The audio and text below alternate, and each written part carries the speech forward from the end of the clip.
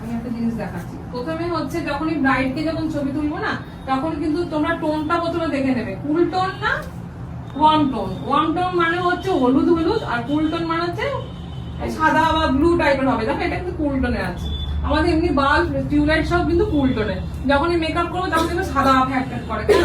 কুল tone করবে, ঠিক আছে? তাহলে আমাদের কিন্তু কি করবে, নিউট্রালে রাখতে হবে। তোমাদেরকে মাথায় রাখবে নিউট্রালে রাখতে হবে, মানে হলুদটাও কম নয় আবার ব্লুটাও কিন্তু কম নয়। তাহলে আমি কি করব, আমি এখানে অ্যাডজাস্ট করে দিয়েছি।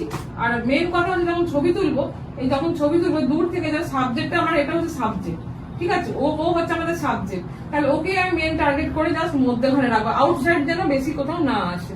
ফোকাসটা কিন্তু ওকে দিয়ে মুখে একটা ট্যাপ করবো, যেন ফোকাস চলে এসছে, ঠিক আছে? তারপরে তুমি এটা ক্লিক করবে। এটা 1 নাম্বার। 2 নাম্বার হচ্ছে যখন ছবি তুলবে না, এরকম ভাবে তুলবে না, মাথাটা হেলিয়ে তুলবে না, সবসময় মাথাটা নিজের দিকে টান করবে।